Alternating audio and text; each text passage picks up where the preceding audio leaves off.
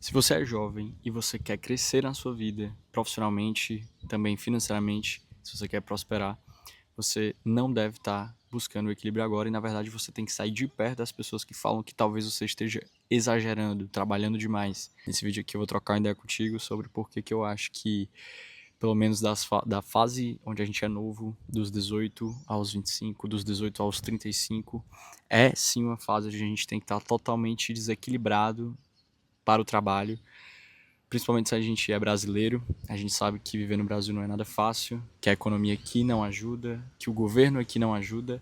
E eu não tô nem querendo entrar na pauta de direita ou esquerda, eu tô falando simplesmente olha para a realidade e olha o quanto que o Estado, na verdade, atrapalha a gente de crescer. Mas o objetivo desse vídeo não é um vídeo para falar de governo, não é um vídeo para falar de política, é na verdade um vídeo para falar assim, esquece tudo isso, focando apenas em você. Você sendo a única pessoa responsável pelo seu próprio crescimento, seu desenvolvimento.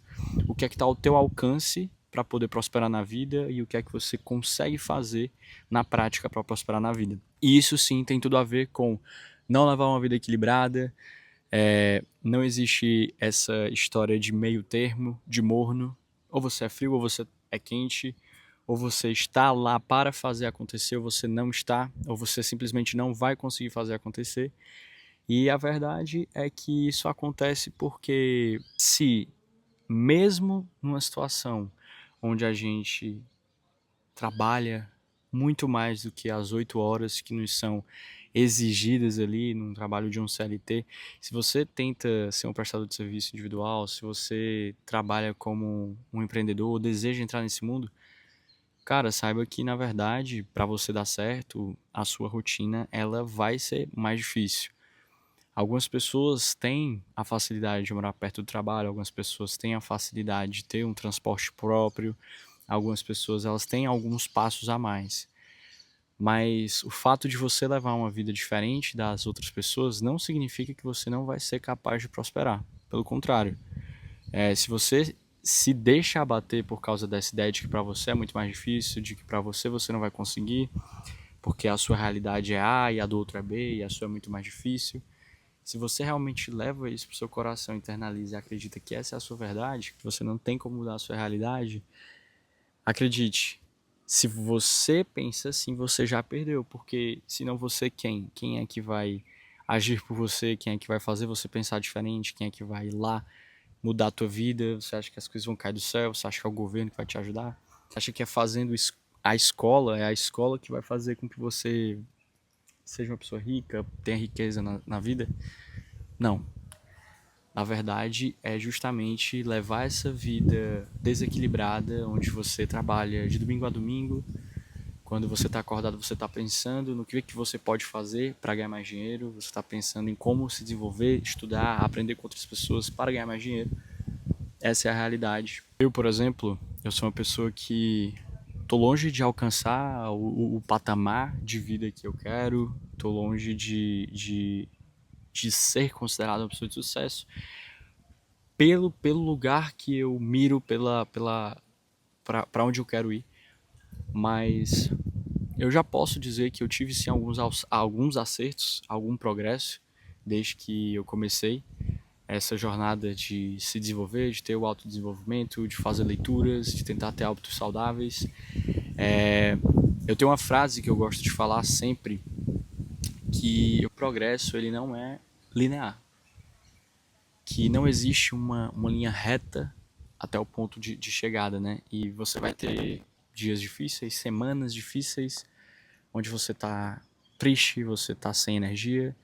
Você vai ter semanas melhores, onde você tem sucessivos acertos, a vida parece que resolveu sorrir para você nessa semana. E a vida é assim. Mas um ponto que é legal da gente sempre analisar é, ao final de um ano, quando você pega o dia 1º de janeiro e o 31 de dezembro, quando você olha o quanto as coisas mudaram, você sente que você evoluiu, você sente que você se tornou uma pessoa melhor, você sente que todo o preço que você pagou de horas de estudo, de se dedicar, de ir lá e aprender, você sente que isso fez você se tornar uma pessoa melhor? E se a resposta for sim, eu acho que esse aqui é o jogo do progresso, né? Por isso que o progresso ele não é linear, mas ele é sim um ponto onde você termina melhor de onde você partiu, você termina ele melhor do que quando você começou.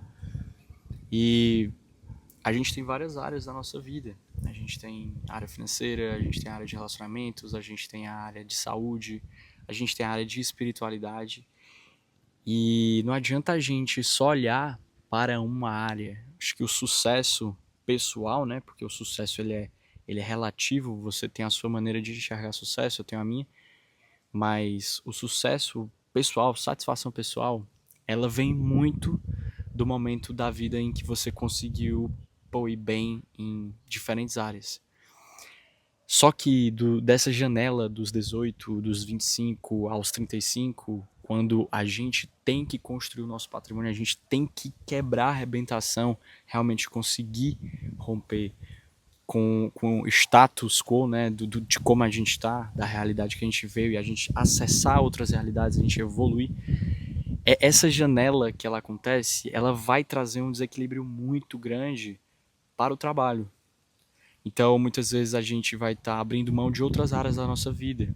Que essa área não seja a saúde, porque ela é necessária, mas talvez você vai ser uma pessoa mais estressada, talvez você tenha alguns traços de ansiedade.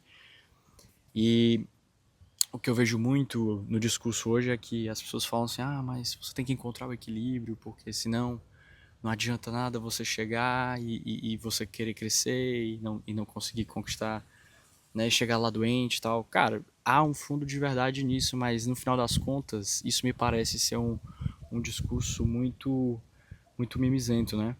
E eu não tô querendo dizer aqui, pessoal, que eu sou aquele tipo de pessoa que é obcecada pelo sucesso e fanática. Não, eu tô falando assim, cara, pra ter um padrão de vida bom no país, pra ter um padrão de vida bom no Brasil, você, infelizmente, tem que jogar um jogo desproporcional. Você tem sim que dar muito gás, você sendo jovem. Não existem muitas pessoas pra fazer com que isso caia do céu pra você. Você tem que criar sua própria realidade. E sendo essa a situação, sendo essa a condição, irmão, você vai ter que fazer um esforço desproporcional muito maior do que todas as pessoas que você conhece, sei lá. Se você quiser ter uma casa, se você quiser ter um carro, se você quiser ter condição de bancar bem a sua família, se você quer fazer com que a sua família e você tenham uma vida melhor do que talvez a que você teve, talvez a que você conquistou, você vai ter que fazer um esforço desproporcional. E esse discurso de calma lá e vamos buscar o equilíbrio, cara, eu entendo as pessoas falarem isso, porque realmente aquela vozinha, se você é assim, né? Quando você tá em um momento e aí tem uma vozinha cobrando, se ela começa a falar contigo, dizendo que você tem que produzir, que você tem que produzir, que você tem que estar ali estudando, que você tem que trabalhar, se essa é a tua realidade, a forma como tu enxerga o mundo, cara, não pense diferente, porque tem pessoas dizendo pra você que você tem que desacelerar. Na verdade, eu acho, se a gente fosse fazer um papo mais doido aqui, né? Se a gente puder se permitir viajar aqui nesse vídeo, cara, o mundo entrega tudo de mão beijada para que a gente permaneça no lugar que a gente está e mais, para que a gente se afunde cada vez mais. Pornografia a qualquer momento, é você conseguir ter prazeres mundanos ali. Quando eu falo isso, sim, eu sou uma pessoa católica, eu tenho a minha visão de mundo, mas eu acho que, independente da crença que eu carrego, se a gente olha para a realidade, a gente percebe uma pessoa que é viciada em droga, ou viciada em álcool, ou viciada em pornografia, ou tem seus vícios. Se a gente olha para a realidade, isso produz um resultado negativo. Então, independente de eu ser cristão, ou eu ter uma crença A e você uma outra crença B, será que esse tipo de atitude recorrente, viciante, ela está produzindo uma melhora na nossa vida? Ela está fazendo com que a gente progrida como seres humanos, é, espiritualmente? Será que isso nos promove uma vida cheia de prazeres, de facilidades cada vez mais? Sei lá, vamos fazer casos menos extremos, né? Talvez os nossos avós eles tinham que caminhar para para conseguir fazer as coisas, tudo era muito mais difícil. E conforme a tecnologia avança, o mundo avança, tudo cada vez fica mais fácil da gente conseguir ter as nossas recompensas. Então, o mundo hoje, ele entrega tudo pra gente de mão beijada para que a gente consiga ter uma vida mais fácil. E isso, na verdade, prende a gente. O estilo de música que hoje é difundido, que é comercial, o estilo dos conteúdos, dos streamings, tudo isso trabalha o nosso inconsciente, trabalha a nossa mente para que a gente se torne cada vez mais relapso e tranquilo e simplesmente deixe a vida nos levar. Então, sabe, aquela história sendo uma pessoa bem extrema para quem não está acostumado com esse tipo de assunto, sei lá, a política do pão e circo, né? De você ter tudo de forma muito fácil, se distrai e, na verdade, se distrai dos problemas reais que a gente tem. Então, eu com o passar do tempo, eu fui desenvolvendo muito esse olhar. Eu tenho minhas críticas, eu tenho a forma de olhar para a política, para governo, para crença, para como o mundo ele vem se organizando. Mas sem a gente pegar muita viagem, cara, vamos fazer um resumo aqui. Se hoje você olha para a realidade de quem tem acesso à música, as músicas que a gente assiste, as coisas que passam na televisão, a facilidade com que a gente tem, a comida que é produzida, a própria comida que é produzida, ela é uma comida que, se a gente compara com antigamente, pô, ela pode proporcionar diversas coisas que vão nos deixar mais cansado, mais sonolento. Então, quando você pega o mundo hoje para todas as facilidades que ele nos proporciona hoje, ele é justamente o contrapeso do esforço desproporcional que você tem que fazer para ser uma pessoa que vai prosperar na vida.